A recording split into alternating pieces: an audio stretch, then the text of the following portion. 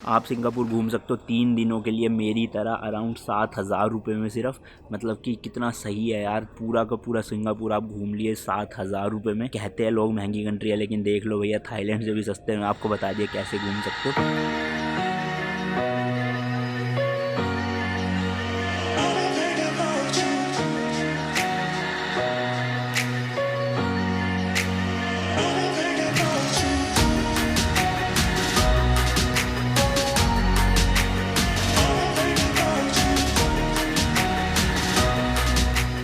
यार एक और नया दिन, एक और नई जर्नी। आज है 30 दिसंबर 2019। मैं हूँ अभी सिंगापुर में। 3 दिन की सिंगापुर की ट्रिप थी और 8-9 दिन की थाईलैंड की ट्रिप थी, सारी ख़त्म हो चुकी है। वापस जा रहा हूँ इंडिया। और पिछली सीरीज़ में काफ़ी लोग कमेंट करके पूछते थे कि अनमोल भाई जब भी सीरीज़ ख़त्म हो तो टोटल बजट बता दिया करो, या फिर कम से कम में कैसे घूमा जाए उस कंट्री को। तो इस वीडियो में वही बताने वाला हूँ। 3 दिन में आप मतलब जितना कम से कम हो सके उसमें सिंगापुर कैसे एक्सप्लोर कर सकते हो। है तो सिंगापुर काफ़ी महंगी कंट्री, लेकिन अगर वीडियो देखोगे पूरी एंड तक और जो टिप्स बता रहा हूँ वो फॉलो करोगे तो काफ़ी सस्ते में हो जाएगा। और सही बताऊँ तो अगर ये 3 दिन मैं अपने थाईलैंड की ट्रिप से कंपेयर करूँ तो सिंगापुर सस्ते में हो गई मेरे 3 दिन। थाईलैंड में ज़्यादा लग गया था ड्यू टू इंटरनल ट्रांसपोर्ट, क्योंकि सिंगापुर का पब्लिक ट्रांसपोर्ट काफ़ी अच्छा है, इसलिए आपके पैसे बच जाते हैं। सारी टिप्स देता हूँ, लेकिन अभी मैं फटाफट से एयरपोर्ट जा रहा हूँ। सुबह के 11 बज रहे हैं, मेरी 2:45 की फ़्लाइट है, तो एक बार एयरपोर्ट पहुँच जाता हूँ, फिर बात करता हूँ आराम से।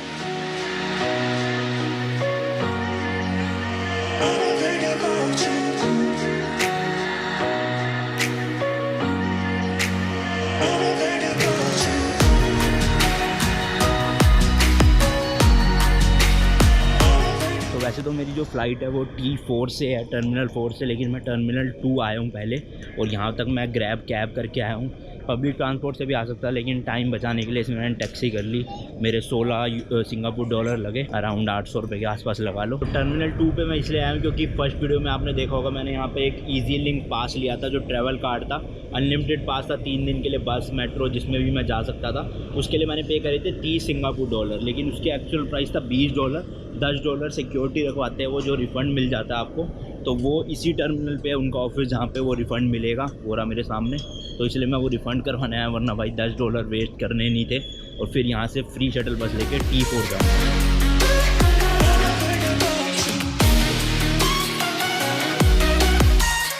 तो कार्ड रिटर्न कर दिया है और $10 मिल गए हैं। एक चीज़ का ध्यान रखना, ये जो टिकटिंग काउंटर्स है यहाँ पे सुबह 8 बजे से रात के 9 बजे तक खुलते हैं। तो अगर आपको कार्ड लेना है या फिर वापस देना है तो इसी के बीच में दे सकते हो। अगर सुबह की जल्दी फ़्लाइट है या रात की लेट की फ़्लाइट है फिर आपके पैसे गए भाई साहब। अगर तो देख लेना, ये भी चीज़ एडअप कर लेना, वरना अपने खर्चे में फ़्लाइट के अकॉर्डिंग अपने। अब मैं जाता हूँ यहाँ से फ्री शटल बस लेके टर्मिनल 4 के लिए। पास में ही है टर्मिनल 4, 10 मिनट लगेंगे यहाँ से टोटल। तो लो भैया बोर्डिंग पास वगैरह सब कुछ ले लिया है। और भाई साहब सही में सिंगापुर का एयरपोर्ट एक नंबर का, मतलब क्या क्लासी एयरपोर्ट है।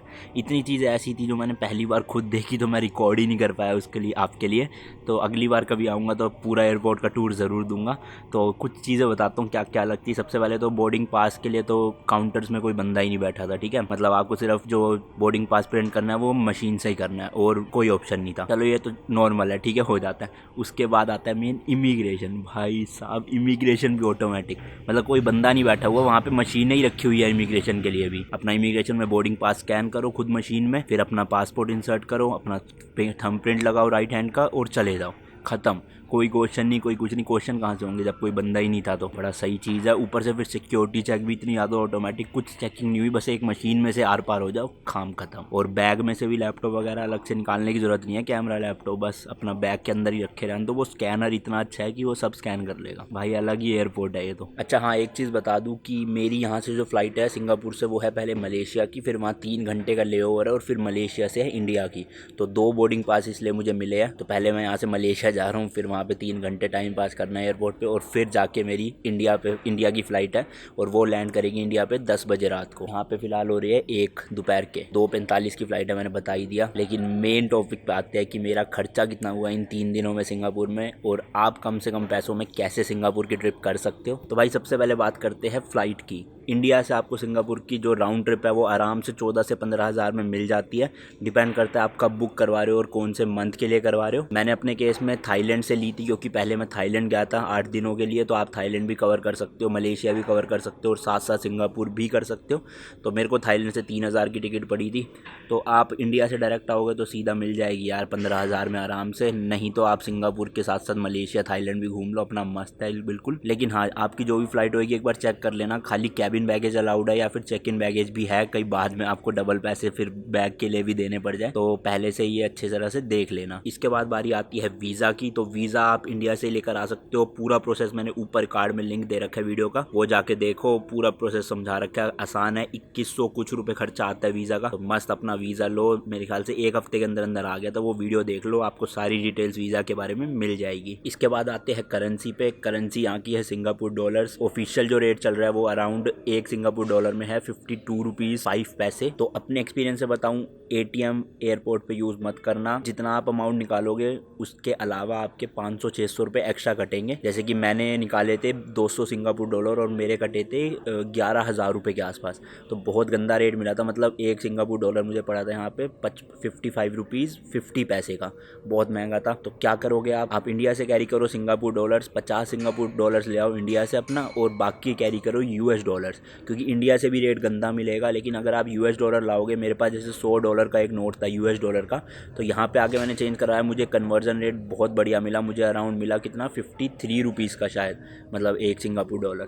तो बहुत अच्छा है ये। आप गलती मत करना ATM से निकालने की। मैंने HSBC के ATM से निकाले थे, लुट गया था भाई साहब मैं तो, बड़ा दुख हो रहा था। सबसे बेस्ट है US डॉलर कैरी करो। और एक कहावत है ना कि पहले के ज़माने में कहते थे 3 ज़रूरत है, रोटी कपड़ा मकान। अब उनमें से एक ज़रूरत हमारा इंटरनेट भी है। तो आते ही आपको सिम कार्ड तो ऑब्वियसली चाहिए। एयरपोर्ट पे आपको मिलेगा 3 घंटे के लिए फ्री हाई स्पीड इंटरनेट, लेकिन बाहर निकलते के लिए तो आपको इंटरनेट चाहिए। उसके लिए सिम कार्ड आप एयरपोर्ट से मत लेना, बहुत महंगी थी मैंने देखी। आप बाहर जाके लेना किसी शॉप से। और बाहर से अराउंड मिली थी मुझे कितने की, 15 सिंगापुर डॉलर्स की, यानी 750-800 रुपए की, और 100 GB इंटरनेट। सिंगटेल कंपनी है यहाँ पर, उसकी ले लेना, बेस्ट है। तो आप 3 दिन के लिए आए हो, जब 5 दिन या 7 दिन, आपका 100 GB तो भाई 4G खत्म ही नहीं होने वाला किसी भी हालत में। इसके बाद आते हैं आप एयरपोर्ट से अपने होटल या हॉस्टल जो भी ले रखे हैं वहाँ तक कैसे जा सकते हो।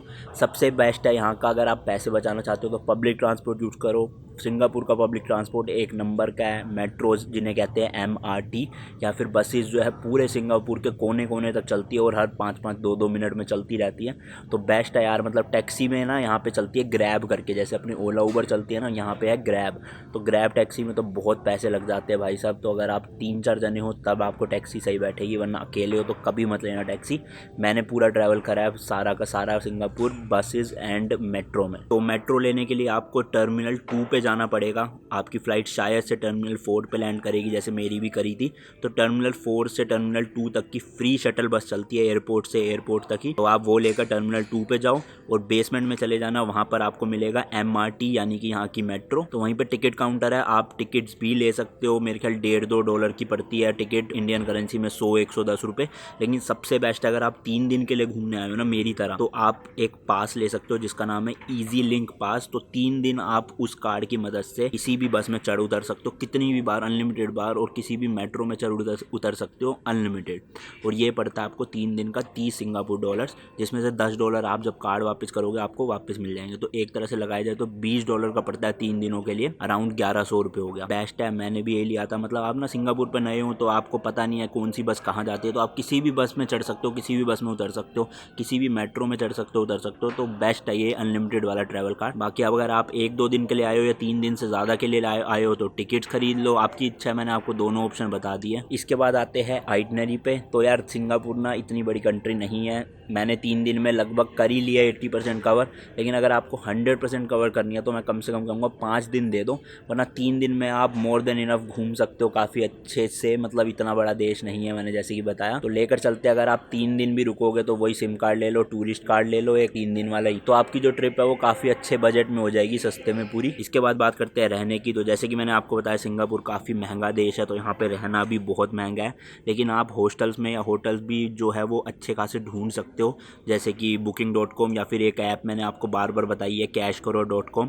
तो उसका भी जो मैंने लिंक हर वीडियो में शेयर करा है उससे आप कमीशन पा सकते हो काफ़ी अच्छी खासी फ्लाइट्स एंड बुकिंग्स पे, तो वो आप चेकआउट कर लेना। तो मैंने जो हॉस्टल लिया था उसका नाम है space port @hive। Best hostel है, बहुत मस्त है, कैप्सूल हॉस्टल है। 900 रुपये पर नाइट मैंने दिया था। सोलो आ रहे हो, 2 दोस्त आ रहे हो, मस्त उसमें रुको। 900 रुपये में आपको फ्री ब्रेकफास्ट मिल रहा है भाई। मतलब ब्रेकफास्ट में ना आपका खर्चा हो जाता है 150-200 रुपये, तो वो भी आप माइनस कर दो तो 700 रुपये पर नाइट में आपको इतना अच्छा कैप्सूल हॉस्टल मिल रहा है। मुझे नहीं लगता इससे अच्छी डील है। लॉन्ड्री फ्री है वहाँ पे, पूरे दिन चाय कॉफ़ी जूस फ्री है, तो किलर डील है। देख सकते हो आप मेरी वीडियोज़ में, मैंने रिव्यू दिया हुआ है उसका। तो पर डे अगर आप 900 रुपये के हिसाब से भी लगाओ तो 3 दिन का 2700 रुपये पड़ गया। तो ये आप कैलकुलेट करते जाओ टोटल, लास्ट में मैं बता दूंगा वैसे कितना पड़ रहा है ये। इसके बाद बात करते हैं खाने की। तो सिंगापुर में खाने में ही आप सबसे ज़्यादा लूटोगे मेरे हिसाब से। तो इंडियन भी है, यहाँ का भी है लोकल। तो एक टाइम का तो देखो ब्रेकफास्ट फ्री मिल रहा है आपको हॉस्टल से ही। दूसरा आप लंच में ले सकते हो कोई लोकल डिश, मेरे को इतनी अच्छी नहीं लगती, इनका टेस्ट अजीब सा होता है बड़ा, लेकिन आप और भी चीज़ें ट्राई कर सकते हो। एक टाइम की मील आप कर लो 150-200 रुपये में, और एक टाइम की आप भले ही इंडियन खा लो, आपका आराम से वेजिटेरियन हो तो 500 रुपये में काम हो जाएगा, नॉन वेजिटेरियन हो तो 600-700 में हो जाएगा। तो अगर राउंड ऑफ करके लगाऊं तो आप पूरे दिन की मील में 800 रुपये से ज़्यादा नहीं खर्चोगे मेरे हिसाब से,